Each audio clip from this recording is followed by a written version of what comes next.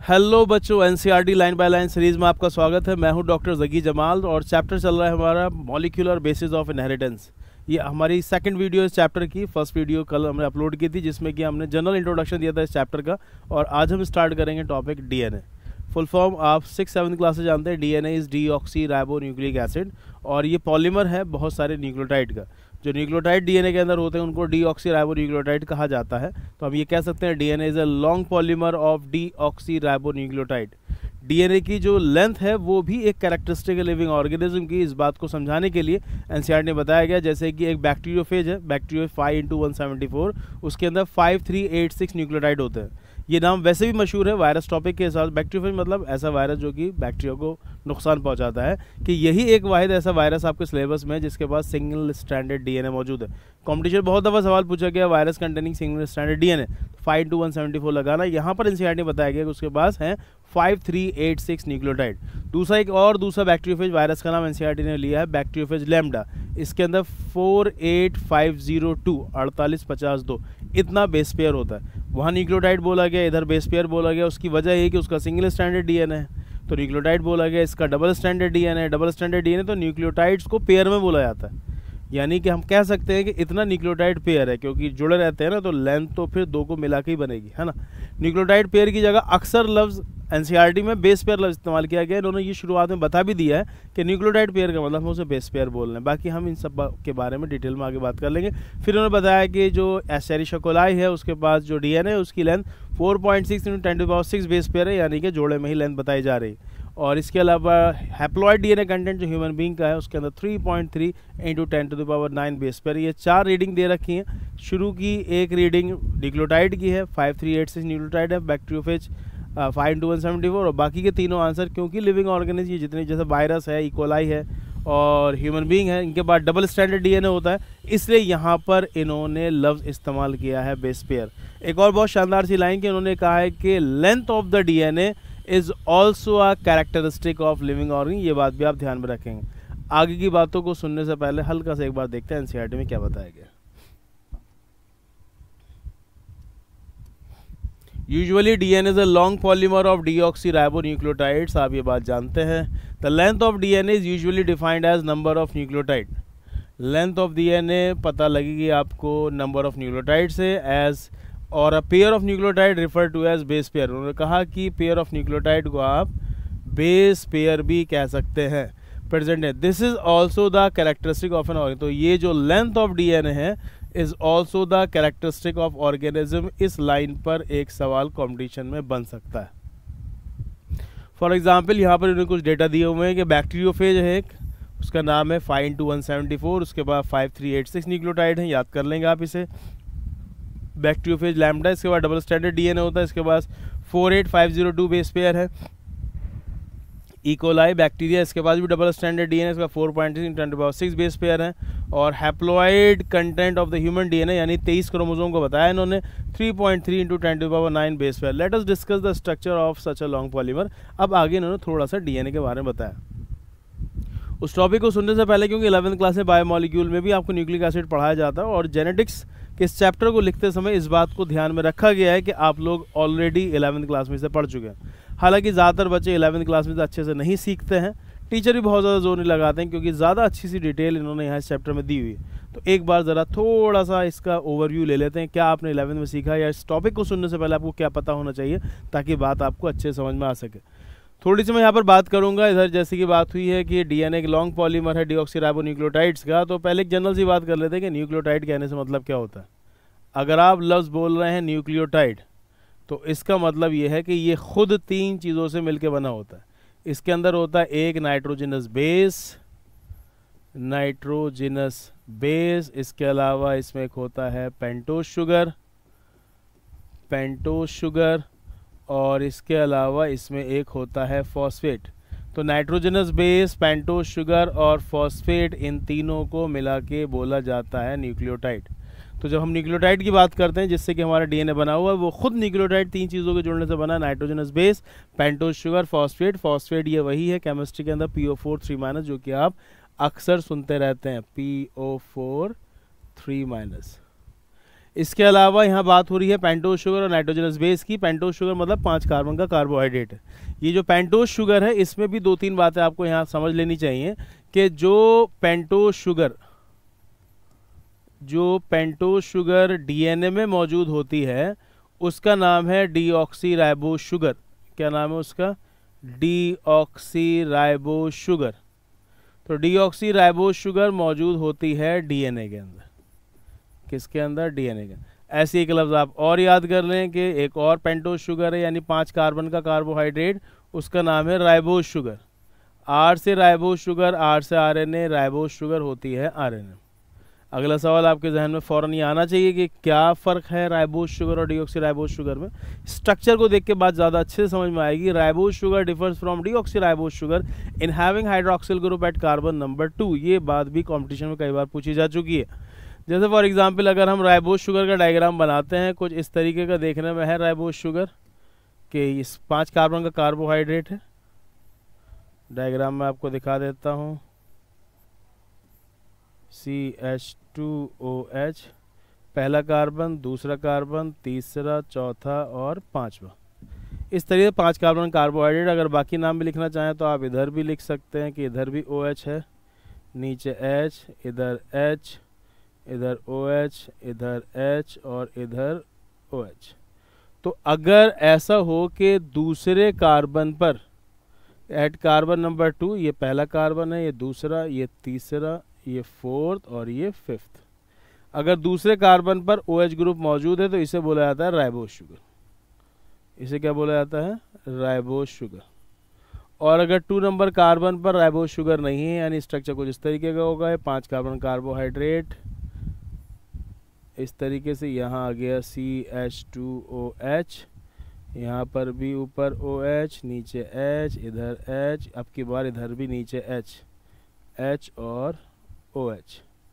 तो अगर आप इस डायग्राम को ध्यान से देखें तो यहाँ पर आप देखेंगे कि यहाँ पर 2 नंबर कार्बन पर हाइड्रोजन मौजूद है, हाइड्रोक्सिल ग्रुप नहीं है, और इसी को बोला जाता है डीऑक्सीराइबोज शुगर। Deoxyribose sugar. तो डीएनए में इस तरीके का पेंटोज शुगर है डीऑक्सीराइबोज शुगर, और आरएनए में इस तरीके का राइबोज शुगर। तो ribose sugar differs from deoxyribose sugar in having hydroxyl group OH, in having hydroxyl group at carbon number 2। ये बात आप याद रखें। तो आरएनए के जो मॉलिक्यूल्स हैं उनके अंदर राइबोज शुगर होती है और डीएनए के जो मॉलिक्यूल्स होते हैं उनके अंदर डीऑक्सीराइबोज शुगर होती है। इसके अलावा इसमें एक लफ्ज़ और आया है नाइट्रोजनस बेस, यानी नाइट्रोजन के कुछ कंपाउंड्स की यहाँ बात हो रही है। नाइट्रोजनस बेस 2 प्रकार के होते हैं। इनमें से एक का नाम होता है प्यूरिन। मैं इधर लिख देता हूँ कि जो नाइट्रोजनस बेस हैं वो 2 प्रकार के होते हैं। एक कहलाते हैं प्यूरिन्स और दूसरे कहलाते हैं पायरिमिडीन्स। पायरिमिडीन्स। थोड़ा सा आपको ये बात याद रखनी होगी, प्यूरिन्स में 2 नाम आते हैं। एक नाम है एडेनिन, एडेनिन, और दूसरा नाम है गुआनिन, एडेनिन गुआनिन। आपको 9th-10th में ये बात बताई गई होगी। पायरिमिडीन्स में 3 नाम याद करने हैं आपको, साइटोसिन, थायमीन और यूरेसिल। साइटोसिन, थायमीन और यूरेसिल, ठीक है ना। अब ये प्यूरिन पायरिमिडीन का क्या मसला है? ये जो नाइट्रोजन के कंपाउंड्स हैं प्यूरिन, इनमें आपको एक लाइन याद ये करनी है, these are double ring structure. मतलब इस तरीके का इनका कुछ स्ट्रक्चर होता है, ये डबल रिंग स्ट्रक्चर होते हैं प्यूरिन्स, एडेनिन और गुआनिन इस तरीके होते हैं। Pyrimidines are single ring structure, ये इस तरीके के होते हैं, सिंगल रिंग स्ट्रक्चर। बातें तो खैर इसमें बहुत ज़्यादा हैं बताने की, लेकिन क्योंकि हमारी जो थीम है वो NCERT line by line series है तो आपको एनसीईआरटी से बहुत ज़्यादा बाहर नहीं लेके जाएंगे। मुझे बस एक छोटी सी बात ये बतानी है कि एनसीईआरटी में आगे ये भी बताया गया है, आपको ये बात वैसे 9-10 से टीचर आपकी सुना रहे हैं लगातार, कि अगर हम बात करते हैं डीएनए की अगर हम बात करेंगे तो आप ये देखेंगे डीएनए के अंदर प्यूरिन्स हैं, एडेनिन और गुआनिन, पायरिमिडीन्स हैं, साइटोसिन और थायमीन। और जब हम बात करते हैं आरएनए की तो प्यूरिन्स वही सेम है, एडेनिन और गुआनिन, पायरिमिडीन्स हैं, साइटोसिन और यूरेसिल। यानी कि इसका मतलब ये हुआ कि अगर हम देखते हैं आरएनए को तो आरएनए में थायमीन की जगह यूरेसिल मौजूद है। तो in case of RNA in place of thymine uracil is present. ये बात याद रहेगी आपको। वहाँ एनसीईआरटी में ये भी बताया गया है कि thymine is 5-methyl uracil. NCERT में आगे यही बताया गया, थायमीन इज 5 मिथाइल यूरेसिल। इसका कहने का मतलब ये है कि मान लीजिए यूरेसिल का डायग्राम है, 1 और 3 पोजीशन में नाइट्रोजन भी होते हैं। खैर ये बात एनसीईआरटी में नहीं बताई गई है। इसमें एक छोटी सी बात ये है कि अगर ये स्ट्रक्चर यूरेसिल का, इसमें ये एक नंबर 1 2 3 4 5 6, 5वें कार्बन पर अगर इसमें एक मिथाइल ग्रुप लग जाता है, 5वें कार्बन अगर इसमें मिथाइल ग्रुप लग जाता है तो फिर यही कहलाता है थायमीन। तो ये भी सवाल एनसीईआरटी से बहुत दफ़ा पूछा गया है कि थायमीन इज़, आपको आंसर लगाना है 5 मिथाइल यूरेसिल, 5 मिथाइल यूरेसिल। अब सवाल ये, हम ये सब बातें क्यों कर रहे हैं? ये सब बात हम इसलिए कर रहे हैं क्योंकि हमें पढ़ना है डीएनए को। डीएनए को पढ़ने के लिए आपको पहले ये पता होना चाहिए कि डीएनए का लॉन्ग पॉलीमर है डीऑक्सीराइबोन्यूक्लियोटाइड्स का। डीऑक्सीराइबो लफ्ज़ इस वजह से आया है क्योंकि इसके अंदर डीऑक्सीराइबोस शुगर होती है, यानी कुछ इस तरह कंपाउंड होता है। इस पेंटोज शुगर डीऑक्सीराइबोस शुगर से जुड़ता है कि नाइट्रोजनस बेस। जब नाइट्रोजनस बेस और पेंटोज शुगर आपस में जुड़ जाते हैं, जब नाइट्रोजनस बेस और पेंटोज शुगर आपस में जुड़ जाते हैं, कैसे जुड़ते हैं हम बात करेंगे इसके बारे में अभी, तो ये कहला बन जाता है न्यूक्लियोसाइड। क्या बोला जाता है इसको? न्यूक्लियोसाइड। जब नाइट्रोजनस बेस के साथ पेंटोज शुगर जुड़ जाता है और जब इसी न्यूक्लियोसाइड के साथ फॉस्फेट ग्रुप जुड़ता है तो फिर ये कहलाता है न्यूक्लियोटाइड। तो एक न्यूक्लियोटाइड को बनाने में 3 चीज़ों की ज़रूरत होती है, nitrogenous base, pentose sugar, phosphate. जब डीएनए से नया डीएनए बनता है, जैसे कि जब सेल डिवाइड होता है, तो आपने पढ़ा है ना सेल साइकिल के अंदर एस फेज में डीएनए सिंथेसिस होती है। डीएनए सिंथेसिस होती है मतलब डीएनए रेप्लिकेशन होता है, नया डीएनए बनता है। तो डीएनए जब बनता है तो ऐसे तो बनता होगा, न्यूक्लियोटाइड जुड़ते होंगे बहुत सारे, डीऑक्सीराइबोन्यूक्लियोटाइड्स। तो ये सब nitrogen base, pentose sugar, phosphate, ये सब जुड़ के न्यूक्लियोटाइड बनाते हैं। फिर ये न्यूक्लियोटाइड जुड़ते चले जाते हैं जिसकी वजह से नया डीएनए मॉलिक्यूल बन जाता है। यहाँ पर एनसीईआरटी में ये भी बताया गया है कि इस पेंटोज शुगर के साथ नाइट्रोजनस बेस और फॉस्फेट ग्रुप कैसे जुड़ते हैं। थोड़ा सा इसको भी समझ लेते हैं। मैं थोड़ी सी जगह बना के इसको भी आपको दिखा देता हूँ। आप इसको इस तरीके से समझें जैसे कि मान लीजिए ये मैं आपके सामने दिखा रहा हूँ एक पेंटोज शुगर,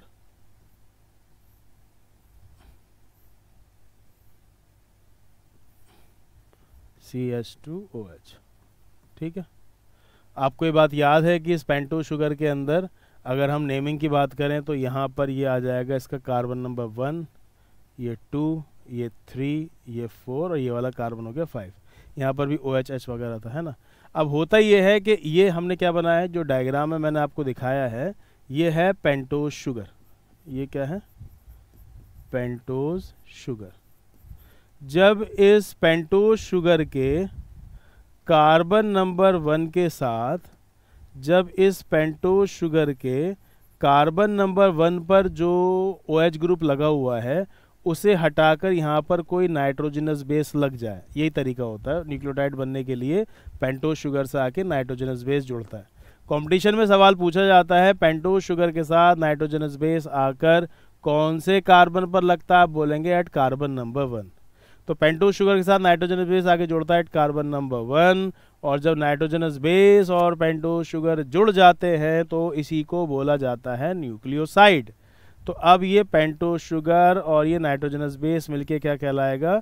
न्यूक्लियोसाइड। आपसे अगर सवाल पूछा जाता है कि नाइट्रोजनस बेस पेंटोज शुगर के साथ आगे कौन से कार्बन जुड़ता है, कार्बन नंबर 1, यहाँ के OH को हटा के वो खुद लग जाएगा। एक कंपटीशन में सवाल यही पूछा जाता है कि नाइट्रोजनस बेस जब पेंटोज शुगर के साथ आगे जुड़ता है तो यहाँ पर कौन सा बॉन्ड बनता है, यहाँ पर कौन सा बॉन्ड बनता है? आप आंसर याद करेंगे N glycosidic linkage, N glycosidic linkage. तो अगर आपसे पूछा जाता है नाइट्रोजनस बेस जुड़ा होता है पेंटोज शुगर से कैसे, बाई एन ग्लाइकोसिडिक लिंकेज, और इन दोनों को मिला के बोला जाता है न्यूक्लियोसाइड। क्या बोला जाता है? न्यूक्लियोसाइड। फिर इस 5वें कार्बन पर ये जो OH ग्रुप लगा हुआ है इसे हटा के अपनी जगह बनाता है फॉस्फेट ग्रुप, और यहाँ आके लग जाता है फॉस्फेट ग्रुप, यानी कि 5वें कार्बन पर आके लगता है फॉस्फेट ग्रुप। जब 5वें कार्बन पर आके फॉस्फेट ग्रुप लग जाएगा तो फिर आप इस पूरे स्ट्रक्चर को बोलेंगे न्यूक्लियोटाइड। क्या बोलेंगे? न्यूक्लियोटाइड। यहाँ पर एक बात थोड़ा सा फिर क्लियर कर लें कि फॉस्फेट ग्रुप कौन से कार्बन पर आके लगता है? 5वें कार्बन पर, और नाइट्रोजनस बेस कौन से कार्बन पर आके लगता है? पहले कार्बन पर। अगर आपसे पूछा जाता है कि नाइट्रोजनस बेस पेंटोज शुगर के साथ कौन से बॉन्ड से जोड़ता है, आप बोलेंगे एन ग्लाइकोसिडिक लिंकेज। और आपसे पूछा जाता है कि फॉस्फेट ग्रुप इस पेंटोज शुगर के साथ कैसे जोड़ता है, कौन से बॉन्ड से, तो आप बोलेंगे फॉस्फो ईस्टर लिंकेज। कौन सा बॉन्ड बनेगा बीच में? Phospho Easter linkage. ये बातें एनसीईआरटी में बड़ी जिम्मेदारी के साथ समझाई गई हैं, तो आपको इन्हें याद कर लेना है। तो जब न्यूक्लियोटाइड बनता है, डीएनए है तो डीऑक्सीराइबोन्यूक्लियोटाइड बनेगा, आरएनए है तो राइबोन्यूक्लियोटाइड बनेगा। राइबोन्यूक्लियोटाइड और डीऑक्सीराइबोन्यूक्लियोटाइड बस इतना सा फर्क है कि अगर डीऑक्सीराइबोज शुगर होगा तो डीऑक्सीराइबोन्यूक्लियोटाइड कहलाएगा, और अगर राइबोज शुगर तो राइबोन्यूक्लियोटाइड कहलाएगा। अब इसको थोड़ा सा आसान से समझते हैं।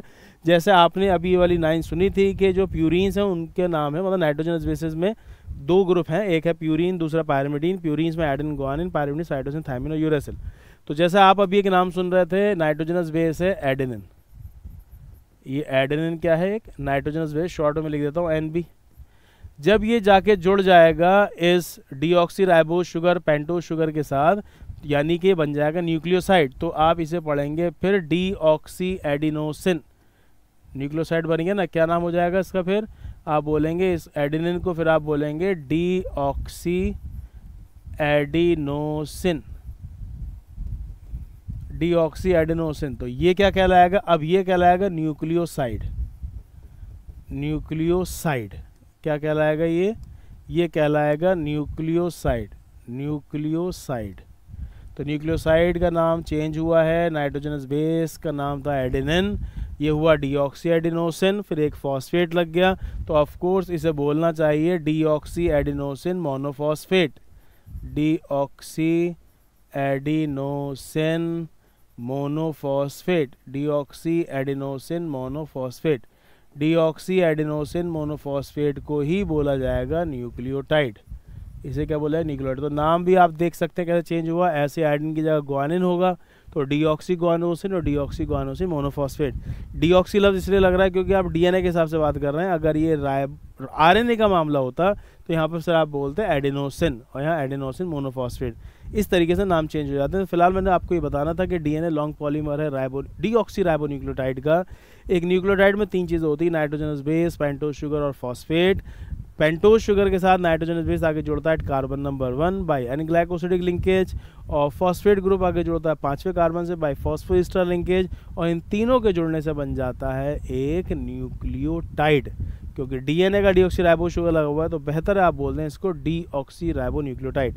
इस बीच 11th क्लास में और 10th में आपके टीचर ने आपको ये भी बताया होगा कि जो डीएनए का मॉडल आजकल हम पढ़ते हैं वो double helical model of DNA Watson and Crick ने दिया था इन 1953। क्या आपको ये बात याद है कि the double helical model of DNA was proposed by Watson and Crick in 1953? असल में मामला ये है कि 1859 में पहली बार डीएनए को आइसोलेट किया था फ्रेडरिक मिक्सचर ने, है ना, और उसने उस ज़माने में क्योंकि उसको न्यूक्लियस से निकाला था फ्रॉम द पस्ट सेल्स, यानी डेड डब्ल्यूबीसी से उसने नाम दे दिया, तो उसने न्यूक्लियस से निकाला था।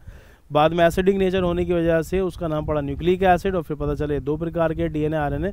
लेकिन वो डीएनए आरएनए काफ़ी बड़े बड़े मॉलिक्यूल हैं, पॉलीमर है काफ़ी बड़े बड़े, और इतना साइंटिफिकली स्ट्रॉन्ग नहीं हुआ था मामला कि इतने बड़े डीएनए को बाहर निकाला जा सके। क्योंकि इतना बड़ा डीएनए आसानी से बाहर निकल नहीं सकता था, तो फिर उसके केमिकल नेचर का अंदाज़ा भी नहीं लगाया गया बहुत ज़माने तक कि किस चीज़ से बना होगा। खैर बाद में चीज़ें धीरे धीरे आसान हुई और उस मॉलिक्यूलर लेवल पर स्टडी हुई और पता फिर ये चला किस तरीके का डीएनए का स्ट्रक्चर होता होगा।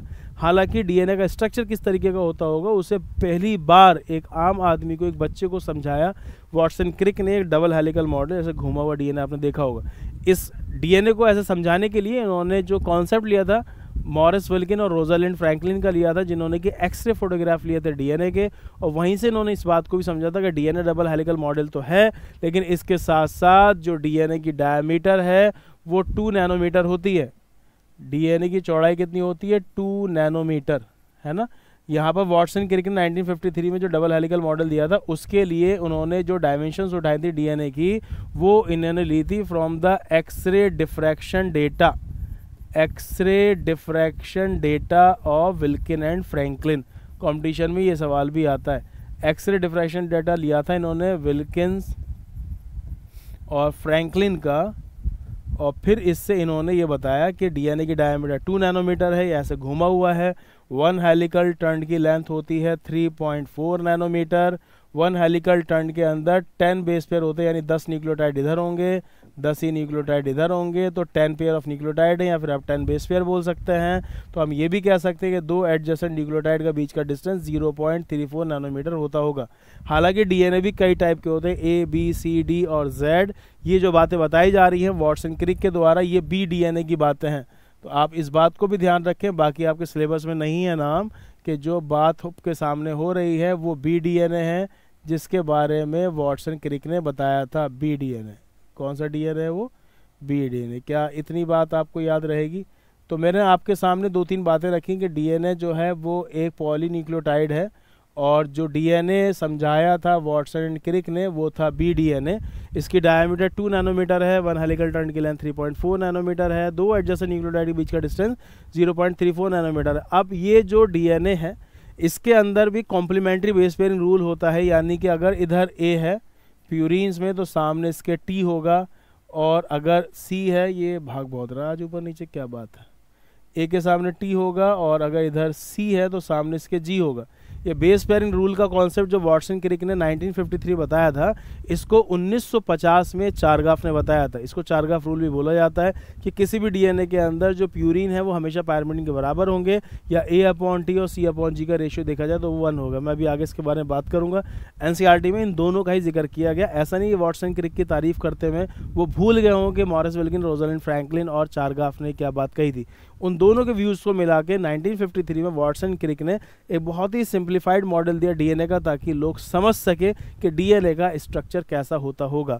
अब फिर वो उसी में थोड़ा सा और डिटेल में गए, पॉलीन्यूक्लियोटाइड चेन का स्ट्रक्चर दिखाया है और वो आपस में कैसे जुड़े होते हैं। जैसे एक बहुत छोटी सी बात 9-10 में आपको ये भी बताई जाती है कि ए जो जुड़ता है टी से तो वो 2 हाइड्रोजन बॉन्ड से जुड़ता है, और जब सी जुड़ता है जी से तो वो 3 हाइड्रोजन बॉन्ड से जुड़ता है। क्या आपको वाली बात याद है?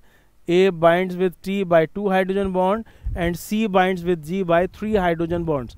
और यहाँ पर ये जो डबल हेलिकल मॉडल होता है इसमें न्यूक्लियोटाइड्स आपस में जुड़े होते हैं बाय फॉस्फोडाइस्टर बॉन्ड।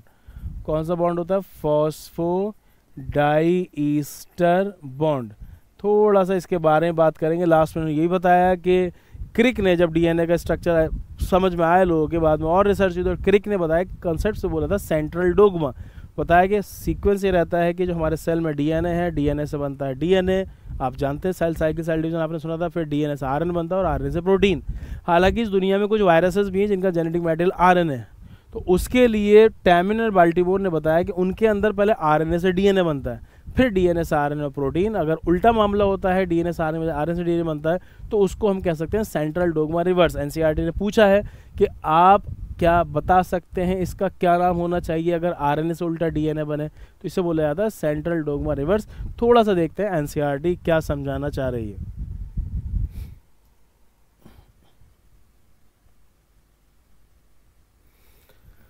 यहाँ पर एनसीईआरटी ने कहा लेट अस रैकेपिटुलेट। रैकेपिटुलेट मतलब कि रिपीट करते हैं the chemical structure of the polynucleotide chain DNA और आरएनए। मतलब इनका कहने का है कि आप ऑलरेडी 11th में से पढ़ चुके हैं बायोमॉलिक्यूल में, जरा एक बार और रिवाइज कर लेते हैं ताकि आपको आगे चीज़ अच्छे समझ में आए।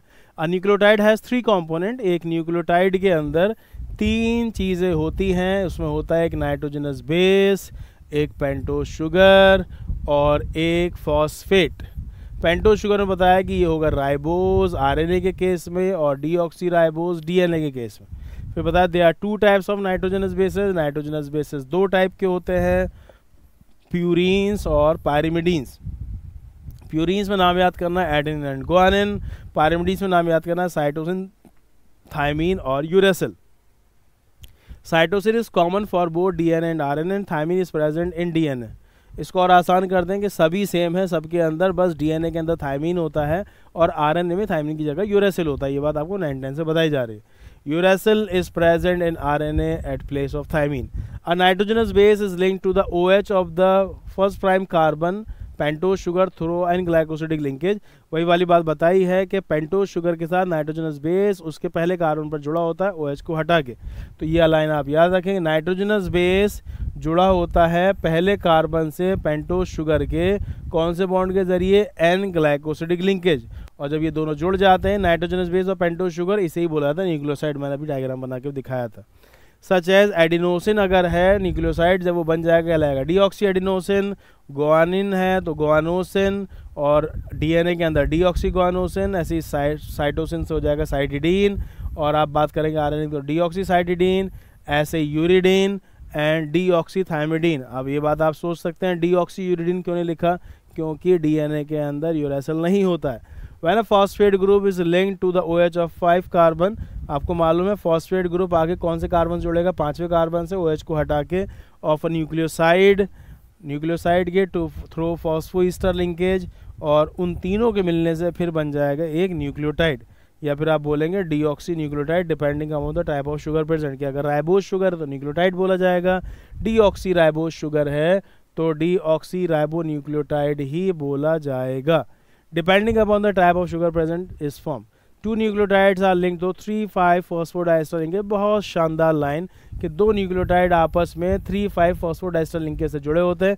ये सवाल भी कंपटीशन में आ चुका है। To form a dinucleotide, जब 2 न्यूक्लियोटाइड आपस में जुड़ जाएंगे तो क्या कहलाएगा, डाई न्यूक्लियोटाइड। देख लेते हैं ज़रा ये वाली बात इन्होंने किस तरीके से बताई है। आप ज़रा इधर ध्यान दें, आपको ये बताया गया है कि किसी भी एक पेंटोज शुगर में जो नाइट्रोजनस बेस है, ये नाइट्रोजनस बेस होगा,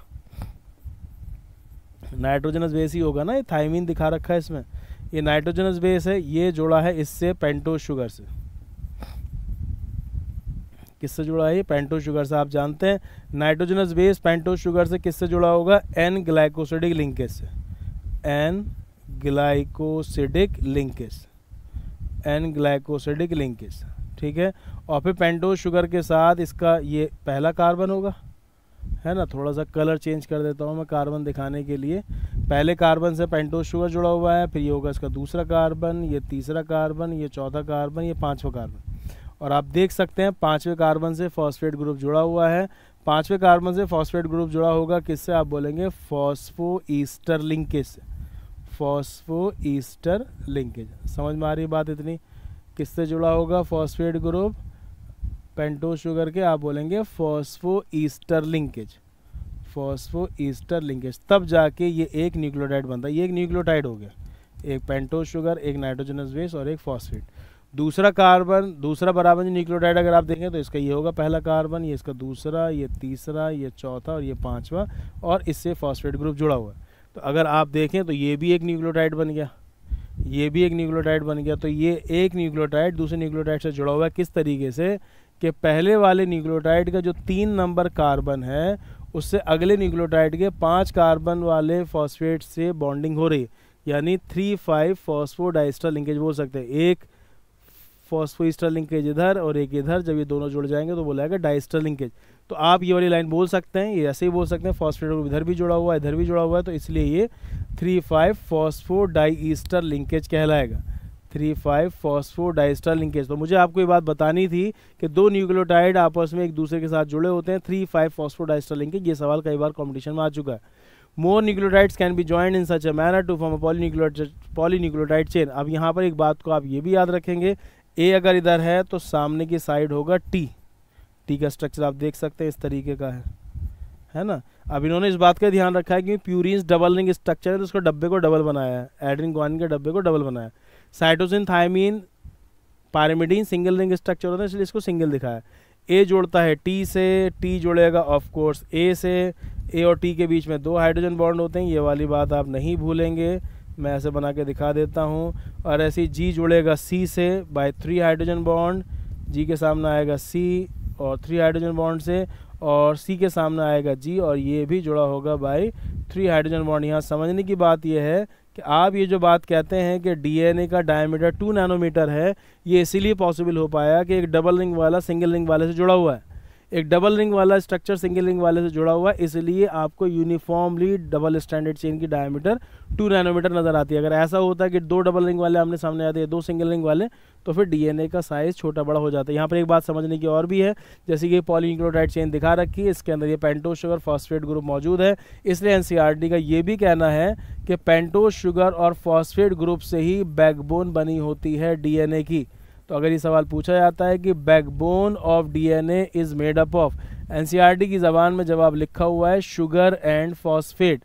शुगर से मतलब कहने का उनका पेंटोज शुगर और दूसरा phosphate. Bases are projected inside, ये तो अंदर की साइड, दूसरे के भी अंदर होंगे, तो bases are projected inside, bases are projected inside. तो इस पर ऐसे भी सवाल प्रीवियस ईयर में आ चुका है कि पॉलीन्यूक्लियोटाइड चेन में से कौन सी चीज़ रिमूव कर दी जाए तो डीएनए की लेंथ पे कोई फर्क नहीं पड़ेगा। तो आप बोलेंगे अगर इसमें से नाइट्रोजनस बेस को निकाल दिया जाए तो डीएनए की लेंथ पे कोई फर्क नहीं पड़ेगा।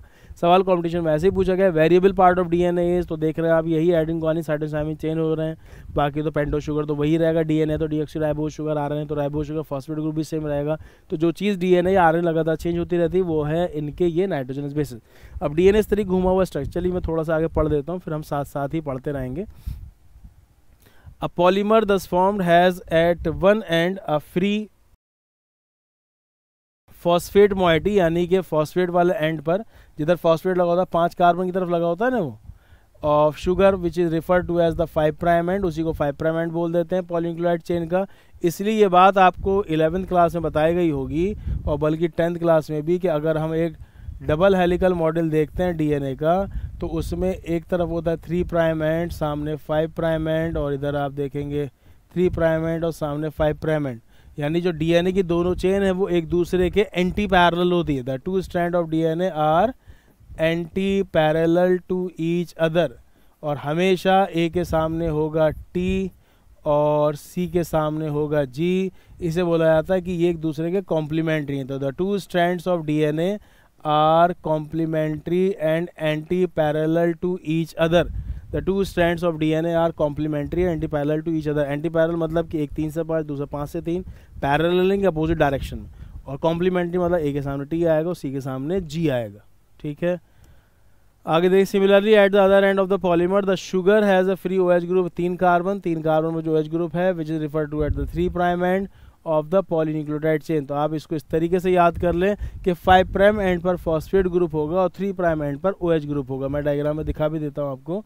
जैसे कि आपको ये तो मालूम ही कि फॉस्फेट ग्रुप हमेशा 5 प्राइम एंड पर होता है, तो सामने जो बचेगा वो इसका OH ग्रुप बचेगा। तो ये बोलेंगे OH ग्रुप हमेशा 3 प्राइम एंड की तरफ होगा और 5 प्राइम एंड पर हमेशा फॉस्फेट ग्रुप होगा। ये वाली बात यहाँ पर बताना चाह रहे हैं। The backbone of a polynucleotide chain is formed due to the sugar and phosphate. ये लाइन कॉम्पिटिशन बहुत बार आ चुकी है। The backbone of the polynucleotide chain is formed due to the sugar and the phosphate. The nitrogenous bases linked to the sugar moiety project from the backbone. Nitrogenous bases जुड़े होते हैं sugar moiety से, यानी sugar वाले and से, projected from the backbone, यानी nitrogenous base pentose sugar से जुड़े होते हैं। आसान सी भाषा में ऐसे कह सकते हैं। इन आरएनए के केस में उन्होंने बताया है कि every nucleotide residue has an additional OH group at 2 position, यानी पेंटोस शुगर के पास 2 नंबर कार्बन पर एक OH ग्रुप मौजूद होता है। राइबोस के केस में, इसलिए वाली बात हमने पहले की थी, ribose sugar differs from deoxyribose sugar in having hydroxyl group at carbon number 2। Also in RNA the uracil is found at the place of thymine. उन्होंने ये भी बताया कि आरएनए में अंदर थाइमीन की जगह यूरेसिल मौजूद होता है। यूरेसिल के 5वें कार्बन पर अगर मिथाइल ग्रुप लगा दिया जाए तो वो थाइमीन बन जाता है। इसलिए कंपटीशन में ये सवाल भी बहुत बार पूछा गया, thymine is 5 methyl uracil. DNA, फिर इन्होंने थोड़ा सा टॉपिक को चेंज किया, वापस हिस्ट्री में चले गए हैं। DNA as an acidic substance, DNA जो कि एक एसिडिक सब्सटेंस है, present in the nucleus, nucleus में मौजूद होता है। वॉज फर्स्ट आइडेंटिफाइड बाय, सबसे पहले किसने आइडेंटिफाई किया था डीएनए को? फ्रेडरिक मीस्चर ने। कब? 1869 में।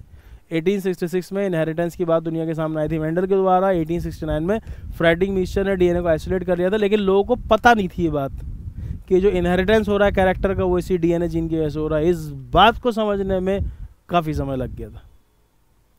ही नेम्ड इज एट न्यूक्लियन, उसने उसका नाम दिया था न्यूक्लियन क्योंकि उसने न्यूक्लियस से निकाला था, न्यूक्लियस ऑफ पस्ट सेल्स यानी डेड WBC, और बाद में उसका नाम पड़ गया था न्यूक्लिक एसिड, उसके एसिडिक नेचर की वजह से। However due to the technical limitation in isolating such a long polymer intact, the elucidation of the structure, यानी जो एक्सप्लेनेशन है स्ट्रक्चर ऑफ डीएनए का, रिमेन्ड एलिजिव यानी छुपा हुआ रहा। लोग समझ नहीं पाए, बता नहीं पाए कि डीएनए का स्ट्रक्चर कैसा होता होगा। एलुसिव, रिमेन एलुसिव यानी छुपा रहा for a very long period of time. It was only in 1953 की ये बात है जब जेम्स वॉटसन, फ्रांसिस क्रिक ने based on the X ray diffraction data, competition में सवाल आ चुका है, X ray diffraction data produce by Maurice Wilkin and Rosalind Franklin. Maurice Wilkin, Rosalind Franklin की जो एक्सरे फोटोग्राफ थे डीएनए के, जिसमें उन्होंने सारी डायमेंशन लिख रखी थी कि diameter of DNA is 2 nanometre, 1 helical turn की length 3.4 nanometre and 1 helical turn contain 10 pair of nucleotides. और इसके अलावा इन्होंने ये बताया कि वो राइट हैंडेड हेलिक्स है। तो डीएनए डबल हेलिक्स है, ये बात पहली बार एक्सरे डिफ्रैक्शन डेटा से पता चल जाती है विल्किन और फ्रैंकलिन के। Propose a very simple but the most famous double helix model for the structure of DNA. किसने? वॉटसन एंड क्रिक ने। जो डबल हेलिकल मॉडल दिया था 1953 में, डीएनए डबल हेलिकल मॉडल है, वो मॉरिस विल्किन और रोजलिंड फ्रैंकलिन के एक्सरे फोटोग्राफ से कंसेप्ट निकालकर उससे दिया था। फिर आगे इन्होंने एक बात और भी बताई है यहाँ पर चारगाफ रूल से मुतालिक।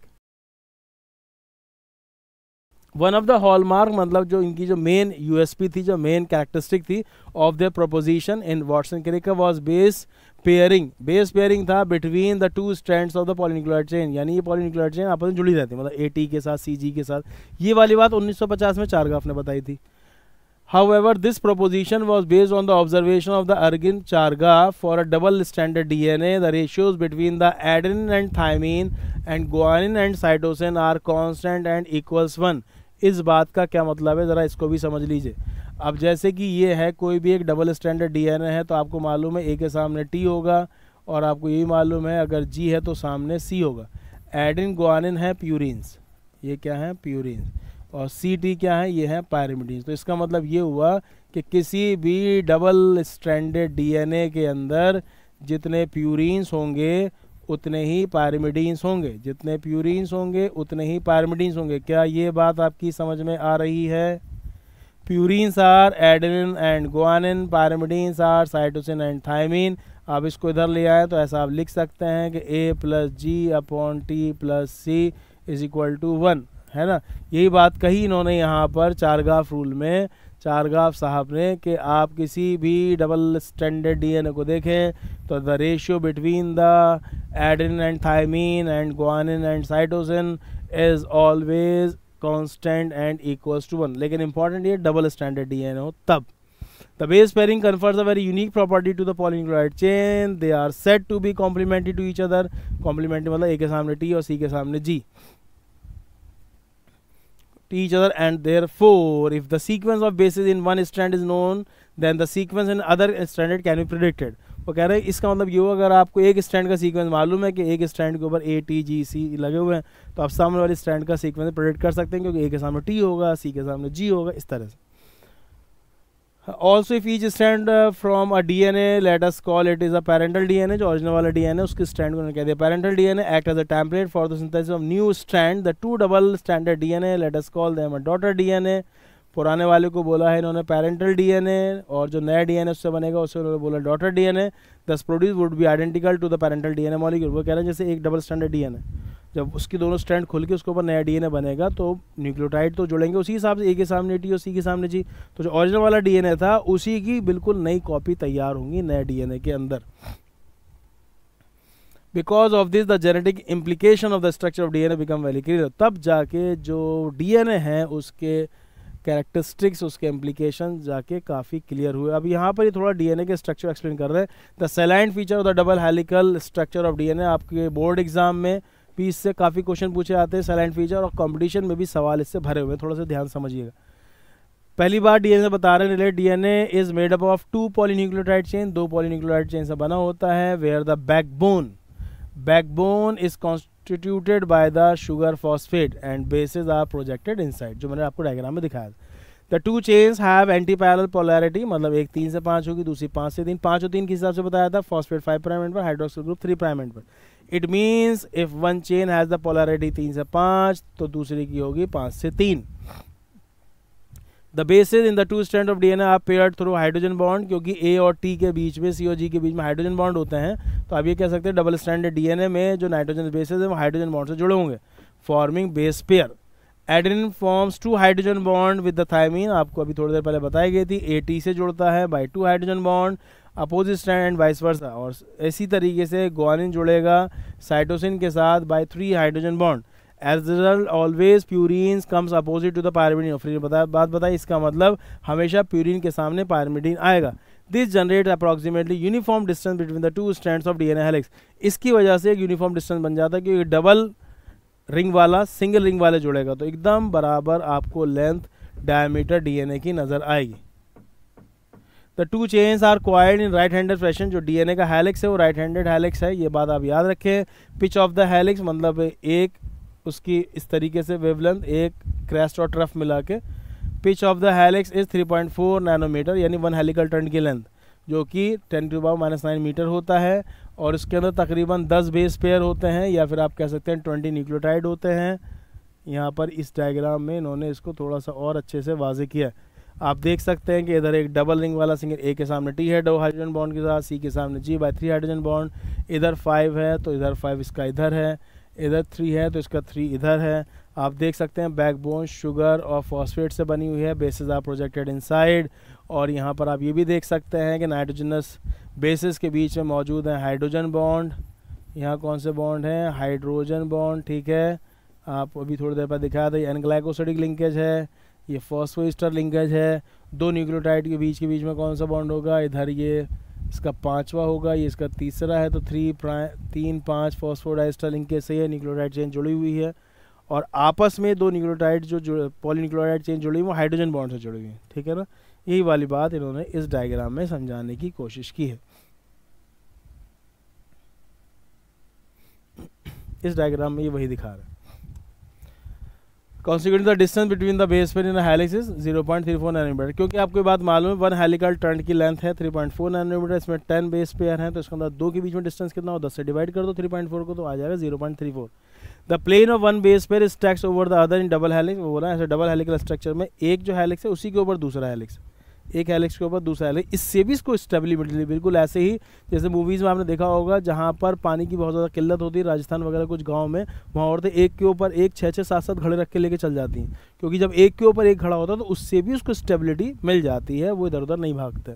The plane of 1 base pair stacks over the other in a double helix, this in addition to the hydrogen bond confers stability to the helical structure. इस लाइन से कॉम्पिटिशन सवाल बन सकता है, डीएनए के अंदर जो स्टेबिलिटी हो किस वजह से? आप बोलेंगे एक तो हाइड्रोजन बॉन्ड की वजह से, और दूसरा एक स्टैक के ऊपर जो दूसरा स्टैक होता है वो भी इसको स्टेबिलिटी प्रोवाइड करता है। Compare the structure of purine and pyrimidine, मतलब वो डबल रिंग सिंगल रिंग वाले वो बोल रहे हैं। Can you find out why the distance with the 2 polynucleotide chain in DNA remains almost constant? क्योंकि हमेशा प्यूरिन से पैरामिडीन जुड़ता है, प्यूरिन डबल रिंग स्ट्रक्चर है, पैरामिडीन सिंगल रिंग स्ट्रक्चर है, इसलिए आपको डीएनए की डायमीटर यूनिफॉर्म और कांस्टेंट मिलती है। The proposition of the double helix structure of the DNA and its simplicity in explaining the genetic implication became very revolutionary। और ये जब DNA बिल्कुल क्लियर हुआ तो फिर और चीज़ें खुलती चली गई और काफ़ी सही रिसर्च हुई। वेरी सून फॉरन ही उसी के बाद क्या हुआ, फ्रांसिस क्रिक ने, वाटसन क्रिक वाला जो क्रिक था, propose the central dogma in molecular biology. इन्होंने सेंट्रल डोगमा बताया। It state that the genetic information flows as DNA से बनता है, आरएनए डीएनए से बनता है, आरएनए से प्रोटीन। तो पहले डीएनए से बनता है डीएनए, जब डीएनए से डीएनए बनता है इसे बोला जाता है रेप्लिकेशन, फिर डीएनए से बनता है आरएनए, इसे बोला जाता है ट्रांसक्रिप्शन। पूरे टॉपिक हैं, आगे आप इस चैप्टर में पढ़ेंगे। और फिर आरएनए से बनता है प्रोटीन, इसे बोला जाता है ट्रांसलेशन। ये है सेंट्रल डोगमा, आप इसे याद रखेंगे। फिर आगे एनसीईआरटी ने बच्चे से पूछा है कि इन सम वायरसेस, कुछ वायरसेस के अंदर flow of information is in reverse direction. Flow of information reverse direction, ये बात कर रहे हैं उन वायरसेस की जिनका जेनेटिक मटेरियल आरएनए। इस दुनिया में कुछ वायरसेस ऐसे भी हैं जिनका जेनेटिक मटेरियल आरएनए, बहुत मशहूर नाम है, जैसे कि जो एड्स वाला वायरस सिंगल स्ट्रैंडेड आरएनए वाला होता है, ऐसे वायरसेस को रेट्रो वायरस कहते हैं। 10th में आपने रटा भी होगा। वो जो आरएनए वायरसेस हैं उनके अंदर क्या होता है, पहले आरएनए से डीएनए बनता है, आरएनए से डीएनए बनता है, फिर डीएनए से एमआरएनए बनेगा, और फिर उस एमआरएनए से बनेगा पॉलीपेप्टाइड या फिर प्रोटीन। तो जब इस तरीके का मामला देखने को मिले कि आरएनए से उल्टा डीएनए बन रहा है, तो कह रहा है क्या आप इसको कुछ नाम दे सकते हैं? इसको ऑलरेडी नाम दिया जा चुका है, इसे बोला जाता है सेंट्रल डोगमा रिवर्स। क्या बोला जाता है इसे? Central dogma reverse. और इसका कॉन्सेप्ट दिया था टैमिन एंड बाल्टीमोर ने, टैमिन एंड बाल्टीमोर ने। और यहाँ पर बताया था जैसे जब डीएनए से आरएनए बनता है तो उससे ट्रांसक्रिप्शन बोला जाता है, ऐसी जब आरएनए से उल्टा डीएनए बनता है, ऑफ कोर्स इन वायरसेस का आरएनए होगा तो ये जेनेटिक आरएनए कहलाएगा। आरएनए से डीएनए बनता है, ये डीएनए फिर कॉम्प्लीमेंट्री डीएनए कहलाता है। तो ये सवाल भी कॉम्पिटिशन पूछे जाते हैं। रिवर्स ट्रांसक्रिप्शन में जो डीएनए बनता है क्या कहलाता है? सी डीएनए। और जो आरएनए है वायरस वाला जेनेटिक आरएनए से बोला जी आरएनए। जब आरएनए से उल्टा डीएनए बनता है तो इसे बोला था रिवर्स ट्रांसक्रिप्शन। इसे क्या बोला था? Reverse transcription. इसके लिए अल्लाह ताला ने एक अलग एंजाइम बनाया है, उसका नाम है रिवर्स ट्रांसक्रिप्टेज एंजाइम। और इस कॉन्सेप्ट को, रिवर्स ट्रांसक्रिप्शन को, टैमिनिज्म भी बोला जाता है। आई होप कि आपको वीडियो समझ आई होगी। बहुत सारी बातें थी इसमें, आप इसलिए वीडियो को पॉज कर करके और दोबारा से ध्यान से सुनिएगा, एनसीईआरटी की लाइन को पढ़िएगा। कोई भी बात अगर आपको समझ नहीं आती तो मैं हूँ आपके साथ। आप कमेंट सेक्शन में लिख सकते हैं या फिर आप मुझे मैसेज भी कर सकते हैं कि अगर कोई डाउट है आपके जहन में तो मैं उसे क्लियर कर सकूँ। अगर आप और डिटेल में बायोलॉजी एनसीईआरटी के अलावा पीवाईक्यूज़ के हिसाब से पढ़ना चाहते हैं, इस पर तो ढेरों पीवाईक्यूज़ आपको मिल जाएंगे। मॉलिक्यूलर बेसिस ऑफ इनहेरिटेंस बच्चों का काफ़ी वीक रहता है हर साल, और आपको पता है जेनेटिक्स से हर साल 20 से 25 क्वेश्चन आते हैं। तो आपको अगर इतने सारे सवाल सही करने हैं तो उसके लिए ज़रूरी है कि आप मेरा एक ऑनलाइन बायोलॉजी कोर्स है, आप उसे ज्वाइन कर सकते हैं। आपको डिस्क्रिप्शन में उसका लिंक मिल जाएगा मेरी ऐप का, आपकी ऐप का, डॉक्टर ज़की जमाल के नाम से प्ले स्टोर पर अवेलेबल है, जहां पर ऑनलाइन बायोलॉजी कोर्स अवेलेबल है 12th रेगुलर स्टूडेंट्स के लिए, 11th रेगुलर स्टूडेंट्स के लिए और नीट ड्रॉपर स्टूडेंट्स के लिए। तो अगर आप और डिटेल में सुनना चाहते हैं तो वहाँ पर आप मेरे साथ जुड़ सकते हैं। तब तक के लिए खुदा हाफिज़, बाय बाय।